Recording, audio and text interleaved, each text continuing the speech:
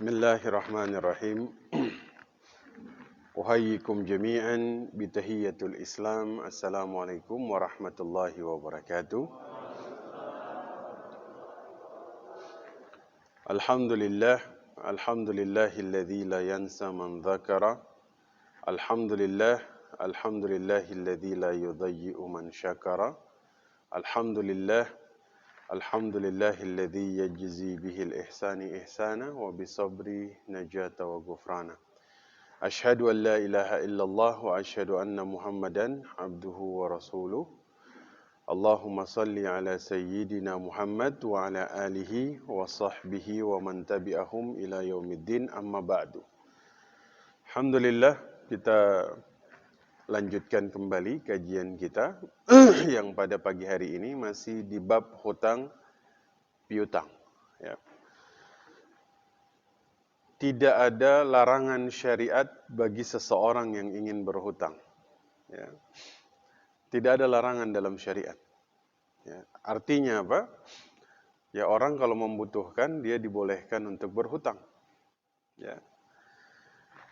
Nabi SAW pernah berhutang, seperti yang kita sampaikan, dengan cara beliau menggadaikan barangnya kepada seorang Yahudi. Ya. Tufiya Rasulullah sallallahu alaihi wasallam wa dir'uhu marhunatun. Rasulullah itu wafat dalam keadaan baju besi. Ya, baju besinya beliau itu tergadaikan kepada seorang Yahudi. Ya. Bi 30 sa'an min sya'ir. Baju besinya beliau gadaikan kepada seorang Yahudi untuk 30 sa' gandum kasar. Ya. Gandum ini untuk apa Bapak Ibu? Makan. Berarti beliau berhutang untuk makan diri dan keluarganya. Ya. Ya, Rasulullah itu tidak meninggalkan warisan. Ya. Tidak meninggalkan dinar, tidak meninggalkan dirham, tidak meninggalkan budak, ya. Tapi beliau meninggalkan baju besinya yang tergadai pada seorang Yahudi untuk 30 sa' gandum kasar. Maka dari sini ada hikmah yang besar. Para ulama menjelaskan, ya, mengapa Rasulullah berhutang? Ya, darurat. Ulama sepakat ini, bahwa Nabi itu berhutang karena darurat. Ya, dalam syarah Az-Zarqani dikatakan, fa in qila kaifa amara dhimmatahu bid-dain qad kana yakrahu.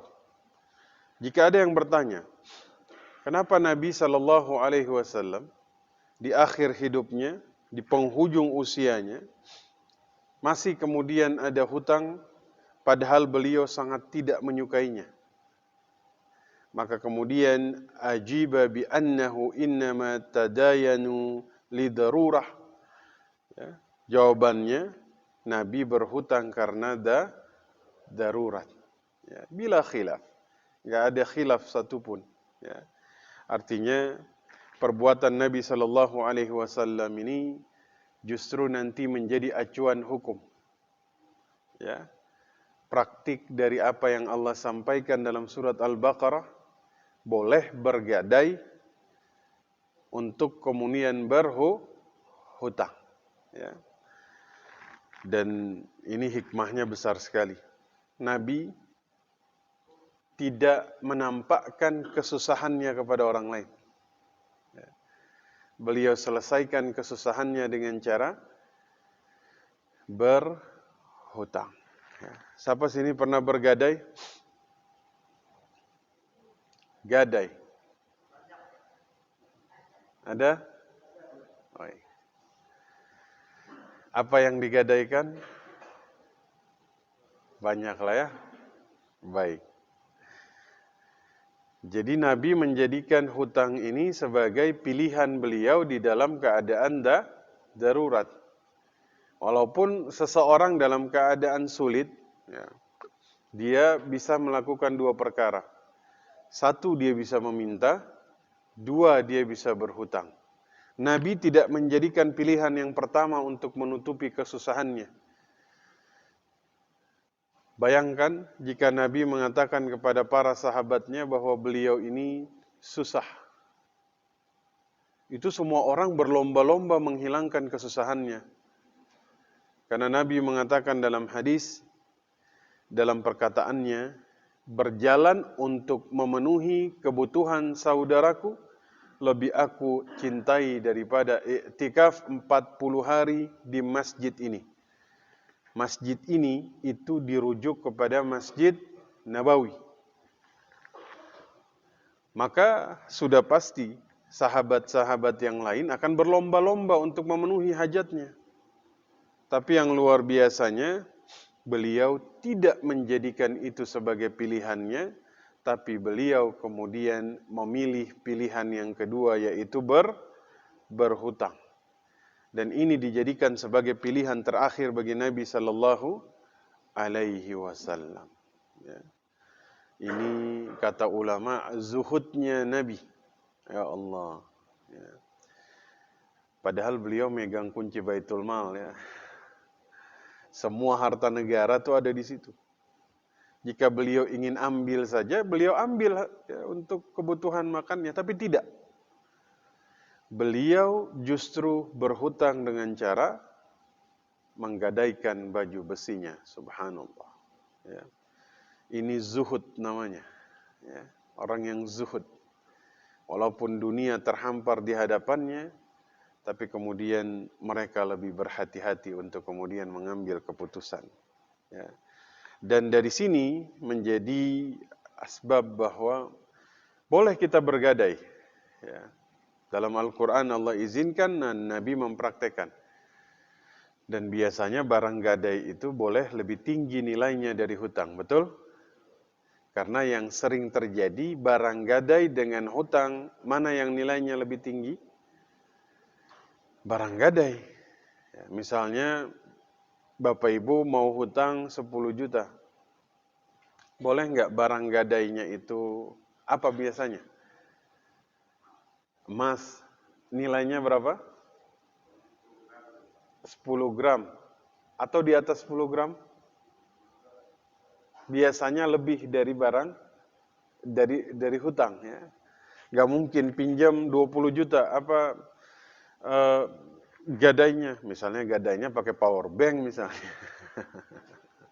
Nggak mungkin kan? Pastilah nilainya lebih tinggi. Baik. Nah, ini zuhudnya Nabi. Itu mukaddimah kita pada pagi hari ini. Ya.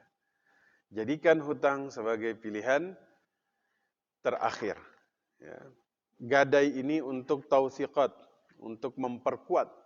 Ya. Karena orang yang berhutang ini biasanya membuat orang lain itu gelisah yang memberi hutang.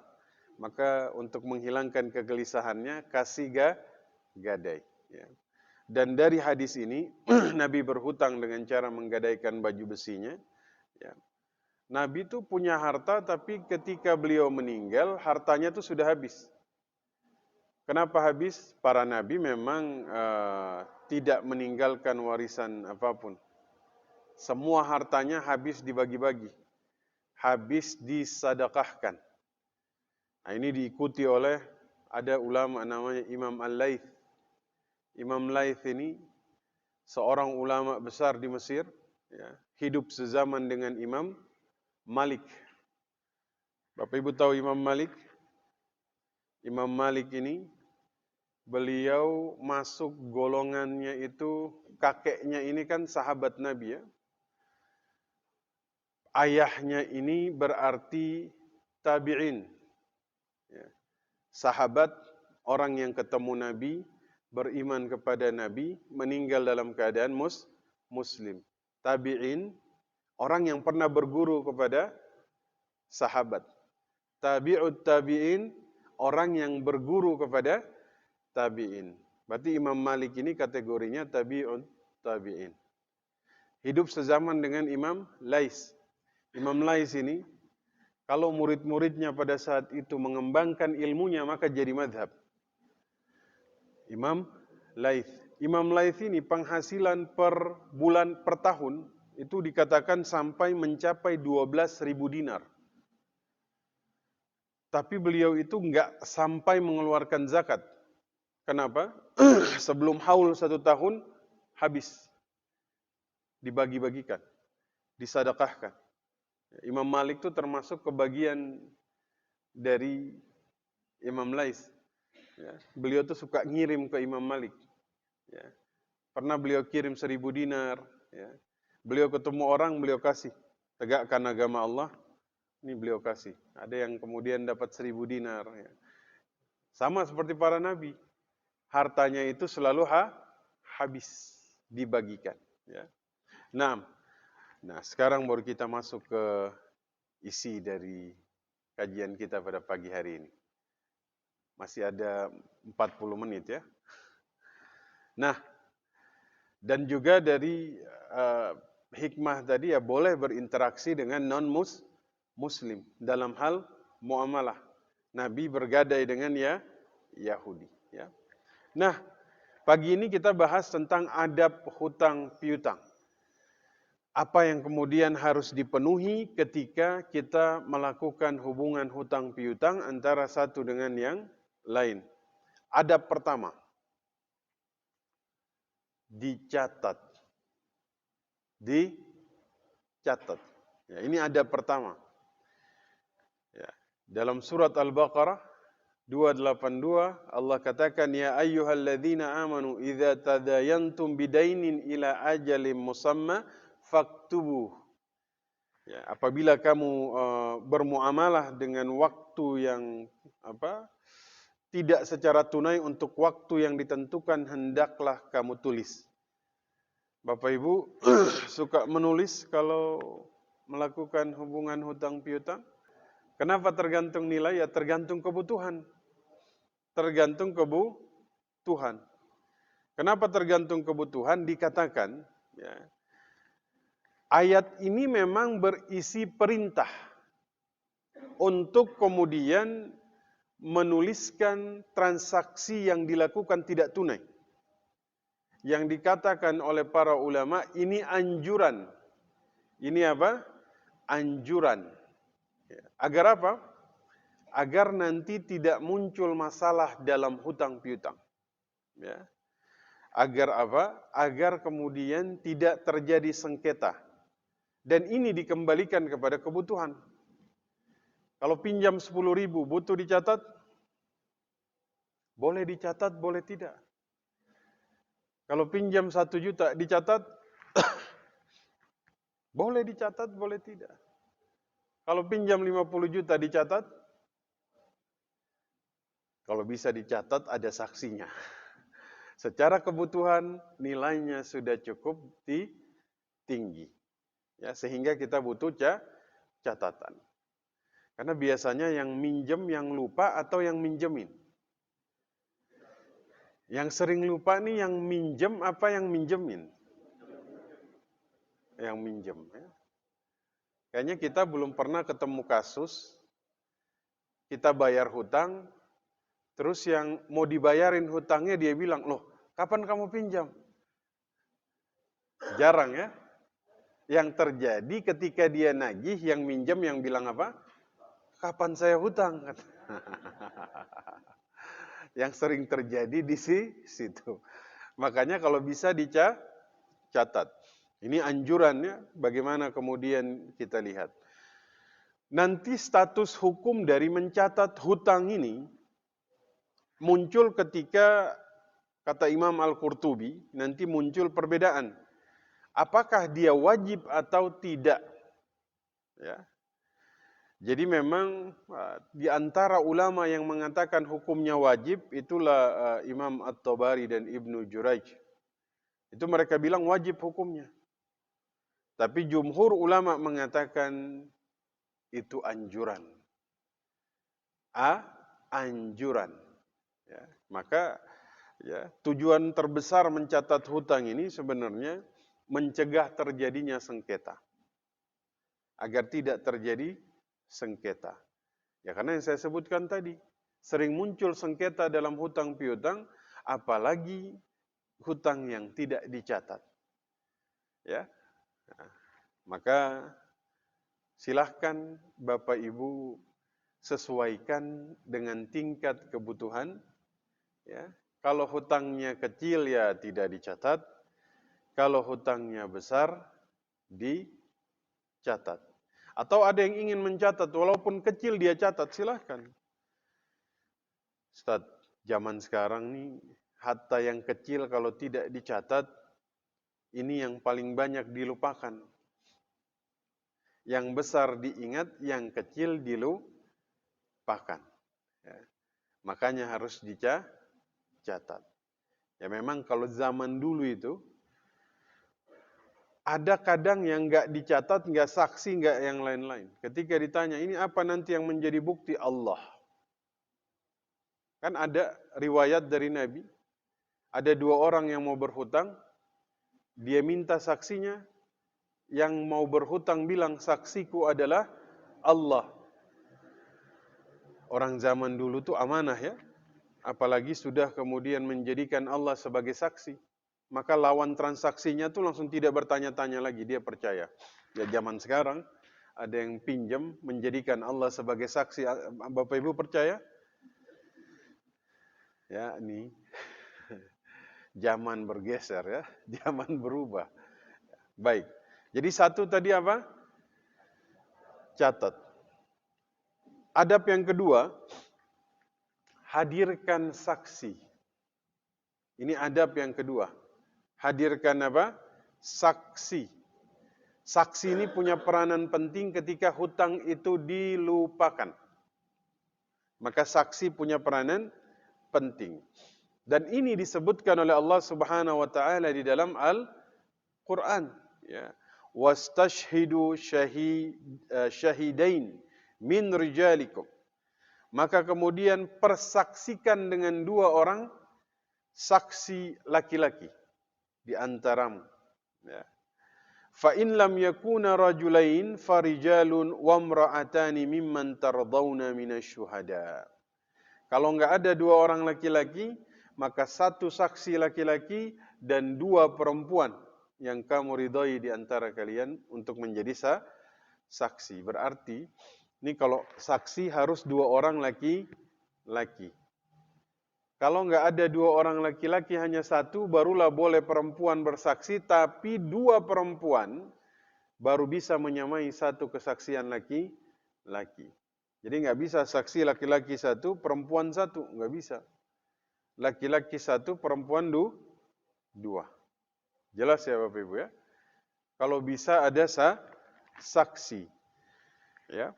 Kata Imam Al-Qurtubi dalam tafsirnya, ya, masalah harta ini Allah jadikan banyak penguat. Catatan sebagai penguat, saksi sebagai penguat. Ya, agar apa? Agar kemudian ini bisa menjadi hujjah, menjadi alasan, menjadi bukti di antara manusia. Ya, jadi kalau sudah ada catatan, sudah ada saksi. Kira-kira yang ngutang lupa nggak? Ada catatan, ada saksi. Kalau catatannya hilang, ada saksi. Ya. Kalau saksinya nggak ada catatan. Ya, jadi ini adab-adab untuk saling menguatkan. Ya. Jadi kalau misalnya ada yang mangkir dari hutangnya, ana punya catatannya. Ya. Kalau dia masih mangkir, saksinya waktu itu ada. Kira-kira masih bisa mangkir atau tidak? Kalau catatannya ada, saksinya ada. Bisa mangkir? Insya Allah tidak bisa. Kabur bisa. Kabur bisa. Ya. Cuman dia mangkir. Mangkir itu maksudnya dia tidak mengakui. Nah ini tidak bisa lagi ya. Karena sudah ada saksi. Nah di sini sama. Ulama beda, apakah menghadirkan saksi ini hukumnya wajib atau tidak?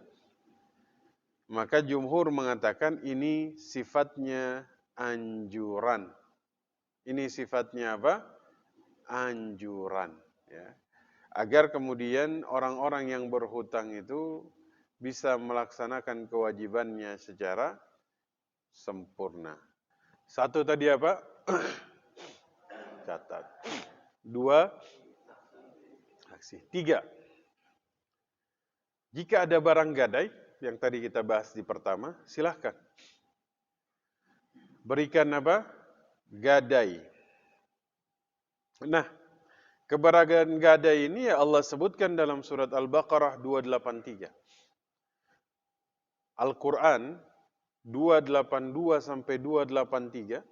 282 ayat terpanjang dalam Al-Quran. Itu menceritakan tentang perkara muamalah. Karena memang realitanya kita lebih menghabiskan waktu untuk bermuamalah. Makanya diatur. Ya. Al-Baqarah 283. Wa in kuntum ala safarin. Jika kalian dalam keadaan safar. Ya.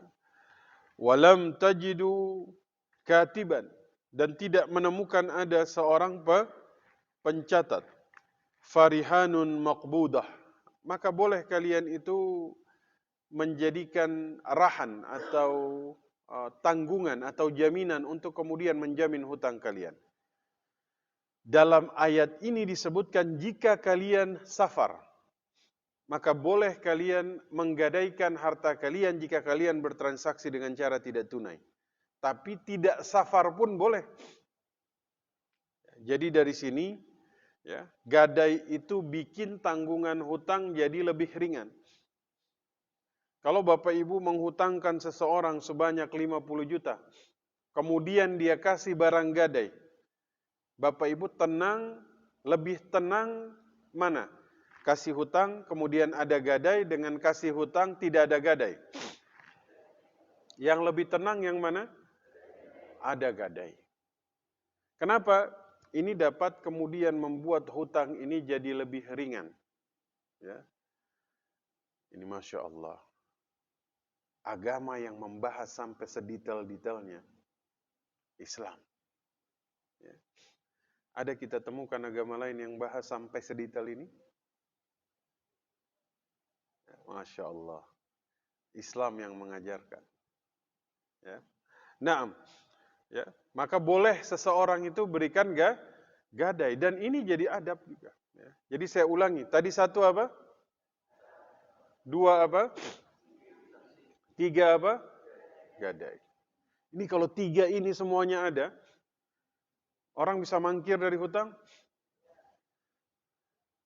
Dia nggak mengaku. Kapan saya hutang? Ada catatannya di sini. Lah, ini catatannya meragukan. Ada saksinya di sini. Saksinya meragukan. Masih ada gadaiannya sama saya. Sudah. Ini menguatkan sudah. Ya. Catat saksi gadai. Nanti gadai ini kita bahas khusus ya. Karena gadai ini terjadi di tengah masyarakat. Tapi mereka salah di dalam menyikapi barang gadaian.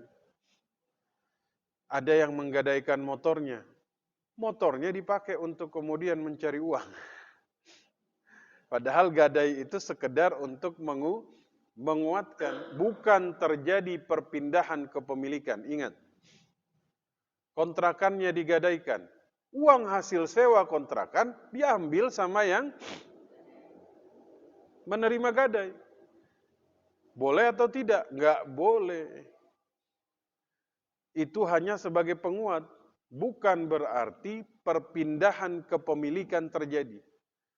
Nah, yang terjadi di tengah masyarakat, itu terima gadai kontrakan, seakan-akan kontrakan ini sudah jadi milik dia.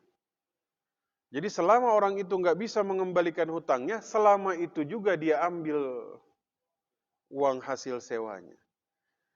Ya, nanti insya Allah kita bahas khusus tentang gadai. Ya. Nah, catat saksi gadai. Yang keempat, ya, kalau bisa ada yang menjamin. Ada yang menjamin. Ya, keberadaan penjamin ini Allah sebutkan dalam Al-Quran. Dalam surah Yusuf. Ya. Kan waktu itu raja kehilangan gantangnya ya, maka dikatakan qalu ya, penyeru-penyeru yang kemudian menyampaikan kepada manusia pada saat itu ya, nafqidu suwa al-malik, kami kemudian kehilangan pialanya raja ya. Waliman ja'a bihi himlu ba'ir wa ana bihi zaim. Barang siapa bisa mengembalikan maka aku akan kemudian menjamin dia dapat makanan sebesar onta. Jadi boleh ada penjamin. Domin. Ya. Nah, Bapak Ibu pernah menjadi penjamin bagi orang yang berhutang? Siapa di sini pernah menjadi penjamin? Saya menjadi penjamin bagi dia yang berhutang. Kalau dia nggak bisa bayar, maka saya yang akan menjaminnya. Berarti dia akan membayar jika orang itu nggak bisa bayar hutangnya kepada orang lain. Nah, itu namanya penjamin. Tapi ya apa? Penjamin ini harus ada akadnya. Harus persetujuan dengan orangnya. Jangan Bapak Ibu pinjam, ya, jadikan orang lain sebagai penjamin. Penjaminnya nggak tahu kalau dia menjadi penjamin. Ya kan? Dia pinjam uang, ya, dia bilang nanti ada yang menjamin hutang ini insya Allah. Siapa yang menjamin? Ustadz Ruslan jamin. Saya nggak tahu, nggak boleh. Jadi yang menjamin ini harus tahu bahwa dia menjamin. Ya, kalau yang menjamin ini nggak tahu, maka nggak boleh. Dan ini tuh pernah terjadi kasus. Ya. Ini kasusnya Bapak Ibu. Itu terjadi ketika ada yang berhutang di antara dua orang. Ya. Ini orang dijadikan sebagai penjamin. Tanpa orang yang memberi hutang mengkonfirmasi kepada penjamin, hanya sekedar lewat lisan. Saya menjamin. Ya. Itu kan harus ada akadnya. Ya. Harus ada akadnya. Nah, kasus lain yang terjadi itu di daerah Mauk. Kalau tidak salah di daerah Mauk. Jadi ini pengusaha-pengusaha ini ya, ada yang kemudian menjadikan penjamin ini untuk kemudian mengelabui. Jadi ini terjadi di daerah Mauk. Itu masyarakat memberikan tanahnya kepada bank karena ada seorang pengusaha di daerah situ ya, yang kemudian menjamin bahwa dia yang nanti akan menebus tanah tersebut. Ya, jadi mereka jaminkan, mereka gadaikan nanti yang dapat uangnya si pengusaha ini, masyarakat dia kasih uang sebagai fee. Dan dia menjamin bahwasanya nanti dia yang akan tebus. Ini luar biasa. Bercampur di dalamnya, satu, dhamin yang khianat. Kedua, riba karena dalam gadaian dia ambil manfaat. Apa yang terjadi? Uang dia dapatkan, dia menghilang. Otomatis ini masyarakat punya tanah masih tergadaikan, diambil. Maka pastikan yang menjamin ini ya dalam kasus-kasus tertentu itu harus orang yang kemudian amanah. Kenapa amanah? Dikatakan dalam hadis riwayat Ibnu Majah, za'imu gharim wad-dain maqdiyun. Orang yang bertanggung jawab ini nanti dia yang kemudian akan membayarkan hutang orang lain. Makanya penjamin harus orang yang amanah, orang yang tidak memiliki masalah di dalam muamalahnya. Ya. Kita ulangi lagi. Satu tadi apa? Catat. Dua apa? Saksi. Tiga apa? Empat apa? Ada yang menjamin. Yang kelima, ini yang paling penting dari semua. Karena kalau kelima ini dipenuhi, walaupun tidak ada 4 perkara yang kita bahas tadi, tapi jika yang terakhir ini dia benar, maka insya Allah hubungan hutang piutang ini dapat berjalan dengan baik. Apa itu? Niat. Orang kalau minjem, niatnya itu benar, dia minjem untuk dia bayar, gak perlu catatan, saksi, gadai, yang jamin pun dia bayar. Betul? Orang kalau minjem dengan niat memang tidak bayar, walaupun dicatat, walaupun ada saksinya, walaupun ada penjaminnya, ya niatnya sudah tidak bayar. Maka kemudian Allah itu melihat isi hati manusia. Ya, sehingga orang yang jujur dengan hatinya, dia berniat dengan baik, maka Allah akan memberikan kemudahan baginya untuk menyelesaikan hutangnya. Ya, jadi Bapak Ibu kalau punya hutang, tekad yang kuat, niat yang lurus untuk membayarnya, itu membuat Allah memudahkan dia untuk membayarkan hutangnya. Ya. Nah, maka orang yang berhutang dengan niat tidak mengembalikan hutang, maka Allah binasakan hartanya. Allah binasakan hartanya. Tidak ada keberkahan dalam harta orang yang kemudian tidak berniat membayarkan hutangnya. Maka Nabi Muhammad itu mengatakan bahwasanya umatku, maksudnya nasihat-nasihat beliau itu isinya kalau berkaitan dengan hutang itu agar manusia tidak meremehkan hutang orang lain. Maka dikatakan dalam hadis riwayat Imam Bukhari dan Imam Ibnu Majah, man akhadha amwalan nas yuridu ada'aha addallaha anhu wa man akhadha yuridu itlafahullah.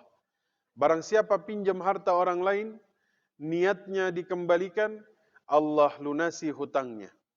Barang siapa meminjam harta orang lain untuk dia habiskan, maksudnya dia tuh niatnya tidak akan bayar, maka Allah akan memusnahkannya.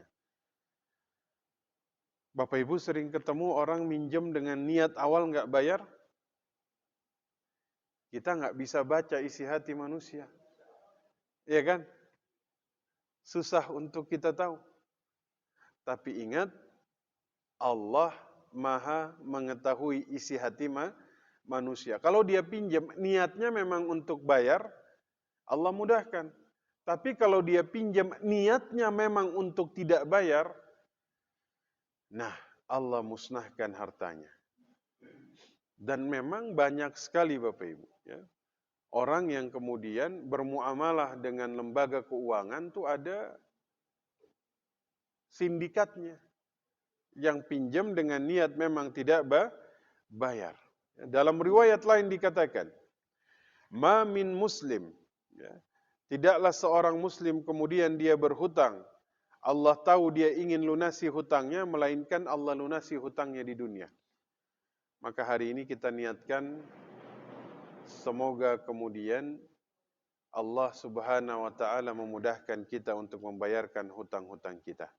Amin ya rabbal alamin. Ya, jadi kalau dia sudah niat, walaupun dia nggak punya kemampuan, Allah mampukan dia. Ya. Jadi kita tuh kalau punya hutang, kita sampai dalam satu kondisi nggak mampu bayar, jangan putus asa. Ya Allah, saya sepertinya sudah nggak bisa bayar ini. Jangan. Niat, ya Allah, saya niat apapun yang terjadi saya bayar hutang. Ini biasanya akan membuat Allah membantu kita untuk kemudian melunasi. Maka sekali lagi tergantung nih niat. Ya. Ya, karena Imam Asy-Syaukani mengatakan jiwa, ya kita pernah belajar hadis tentang jiwa seorang mukmin terkatung-katung dengan hutang. Ya. Maka jika dia kemudian berniat bayar, insya Allah jiwanya akan Allah lepaskan dari ketergantungan akan hutangnya tersebut. Karena bahaya Pak, kalau kita tidak berniat, bahkan bukan hanya tidak berniat, memang dari pinjam itu niatnya nggak bayar, ya, itu dikatakan dia akan bertemu Allah dalam keadaan sariqan, pencuri. Jadi nanti tuh di akhirat, dia tuh dikumpulkan bersama para sariq. pencuri. Ini kan sebuah hal yang kemudian sangat tidak diinginkan siapapun kan. Seperti misalnya kita di dunia, ya, kan ada hukum adat yang terjadi di beberapa tempat. Kalau orang mencuri maka diarak, ditulis di gantungan di tubuhnya, saya seorang pencuri. Begitu kan? Apalagi ini terjadi di akhirat di hadapan Allah. Jadi dia dipisahkan bersama para orang-orang yang kemudian melakukan keburukan dalam masalah harta, ya, di dunia. Wal'iyadu billah. Ya. Nah, maka kita perbaiki niat kita pada pagi hari ini. Ya. Ini sangat kemudian mempengaruhi hutang piutang yang kita lakukan. Ya. Jadi ada hal-hal yang dianggap remeh di dunia, padahal efeknya di akhirat itu besar.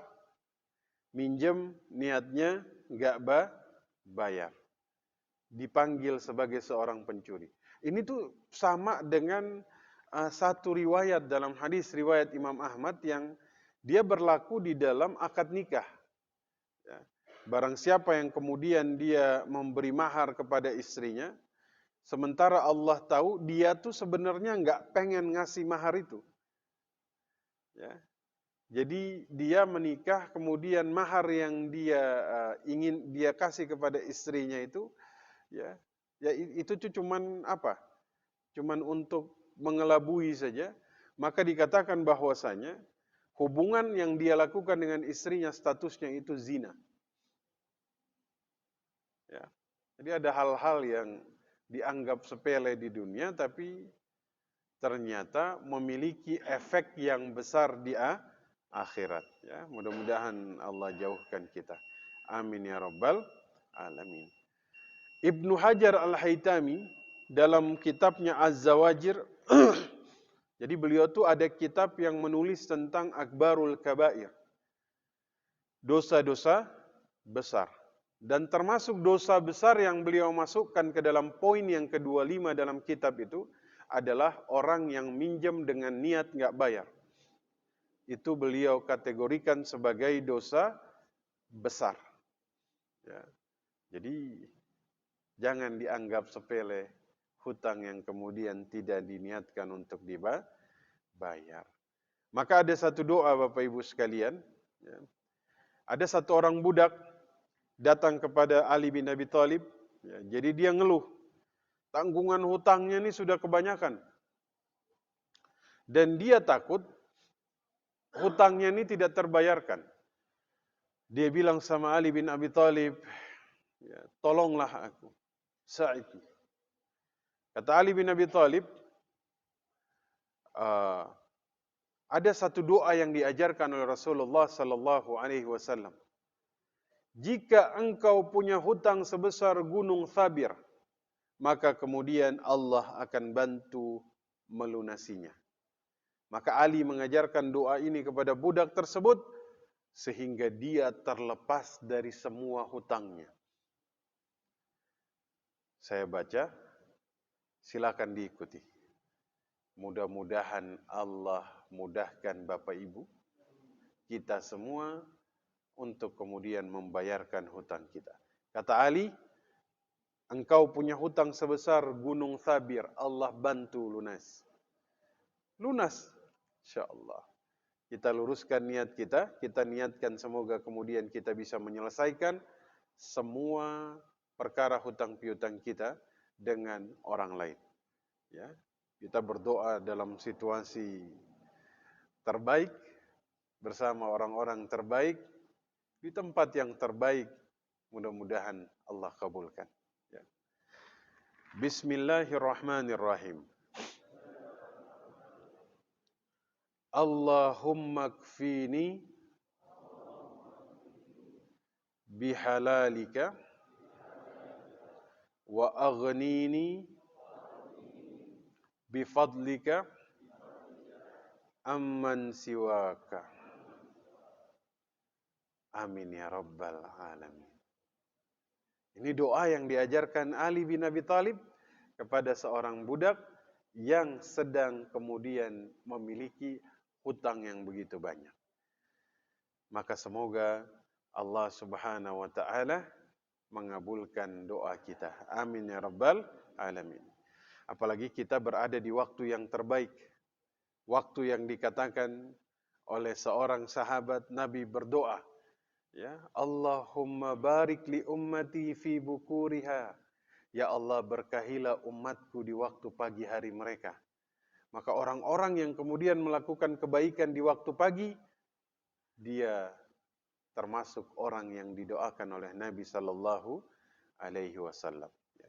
Jadi memang ada beberapa doa yang diajarkan oleh Nabi sallallahu alaihi wasallam kepada orang yang berhutang. Ya. Ada 3 doa yang saya kutip di sini yang insya Allah nanti saya bagi. Silahkan dibaca. Ya. Termasuk ada satu doa yang sebenarnya ada yang baca doa ini tuh pagi dan sore. Ya. Ini doa dari Abu Sa'id Al-Khudri. Siapa Abu Sa'id Al-Khudri? Sahabat. Ya. Suatu hari Rasulullah sallallahu alaihi wasallam masuk ke masjid. Di sana ada seorang laki-laki Ansar namanya Abu Umamah. Beliau nanya kepada dia, "Wahai Abu Umamah, kenapa kamu duduk di luar masjid pada saat waktu sholat?" Apa jawabnya? "Ya Rasul, hutangku membuat aku kebingungan," katanya. Ya. Jadi Bapak Ibu kalau lihat orang lagi kayak orang bingung di luar masjid, mungkin dia punya hutang belum dibayar. Jadi Abu Umamah itu kejadian. Kata Rasul, sudah masuk waktu sholat, kenapa kamu duduk di luar? Dia bilang, "Ya Rasul, aku kebingungan dengan hutang-hutangku," katanya. Maka Rasul sallallahu alaihi wasallam mengatakan, "Maukah kamu aku ajarkan satu doa? Jika kamu bacakan doa tersebut, Allah hapus kebingunganmu, Allah berikan kemampuanmu untuk membayar hutang." "Naam ya Rasul." Mau, ya kan? Lalu kemudian beliau sebutkan satu doa yang dibaca pada saat pagi dan petang.